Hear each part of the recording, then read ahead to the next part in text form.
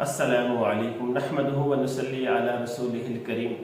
اللہ کے نبی صلی اللہ علیہ وسلم نے ارشاد فرمایا ان فی الجنت بابا یقال لہ الریان، کہ جنت میں ایک دروازہ ہے جس کا نام ریان ہے، یدخل منہ الصائمون یوم القیامت، کہ قیامت کے دن اس میں سے صرف روزہ دار ہی داخل ہوں گے، لا یدخل منہ احد غیرہم، اور ان روزہ داروں کے علاوہ کوئی دوسرا اس میں سے داخل نہیں ہو سکتا۔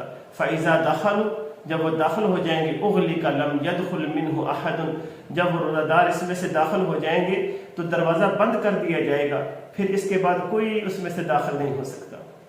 تو رسول اللہ صلی اللہ علیہ وسلم نے ارشاد فرمایا کہ جب رمضان المبارک کی پہلی رات ہوتی ہے تو جنت کے سارے دروازے کھول دیے جاتے ہیں، کوئی ایک دروازہ بھی سارے مہینہ وہ بند نہیں رہتا، اور جہنم کے سارے دروازے جو ہوتے ہیں وہ بند کر دیے جاتے ہیں، پورے مہینہ ایک بھی کھلا نہیں رہتا، اور سرکش شیاطین فرمایا ان کو بند کر دیا جاتا ہے، اور ہر رات ایک منادی اعلان کرنے والا صبح ہونے تک یہ آواز لگاتا ہے، اے خیر کی تلاش کرنے والے متوجہ ہو اور آگے بڑھ، اور اے برائی کے طلبگار بس کر اور آنکھیں کھول۔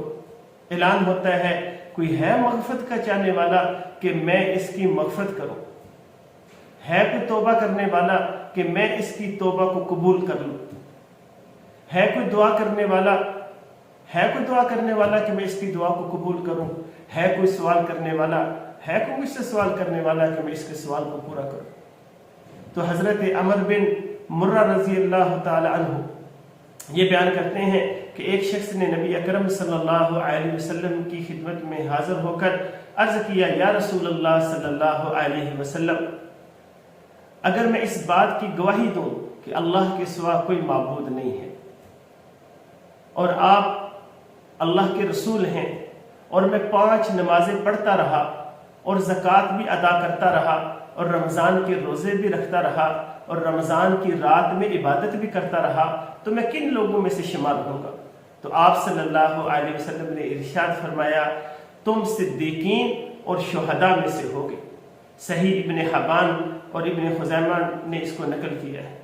امام مالک رحمۃ اللہ علیہ وہ کہتے ہیں کہ میں نے معتبر حضرات سے، معتبر اہل علم کو یہ کہتے ہوئے سنا ہے کہ رسول اللہ صلی اللہ علیہ وسلم کو پچھلی امتوں کی عمریں دکھائی گئی، تو ان کو دیکھ کر نبی اکرم صلی اللہ علیہ وسلم کو اپنی امت کی جو عمریں ہیں نا وہ چھوٹی معلوم ہونے لگی، کم معلوم ہونے لگی، کہ میری امت اتنے اعمال نہیں کر سکے گی جتنی پچھلی امتیں کر چکی ہے۔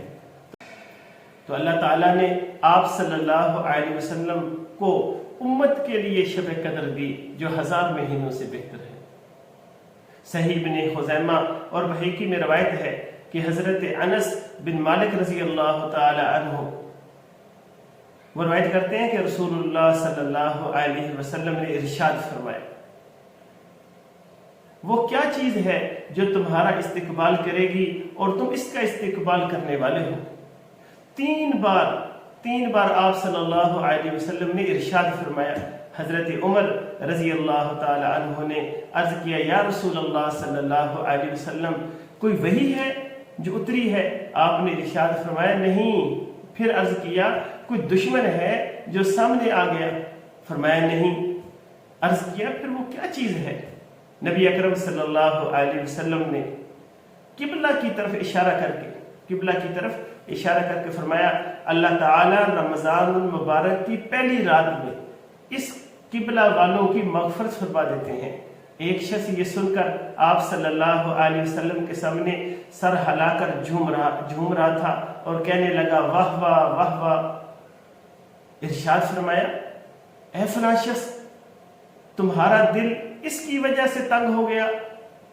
اس نے عرض کیا، نہیں، بلکہ مجھے منافق یاد آیا۔ اس پر آپ صلی اللہ علیہ وسلم نے فرمایا، بلا شبہ بلا شک منافق تو کافروں میں سے ہیں، اور کافروں کے لیے اس مہینے کی خیر و برکت میں کوئی حصہ نہیں ہے۔ تو اللہ تعالیٰ ہمیں اس مہینے کی زیادہ سے زیادہ قدردانی کرنے کی توفیق عطا فرمائے، زیادہ سے زیادہ نیک اعمال کرنے کی توفیق عطا فرمائے۔ السلام علیکم۔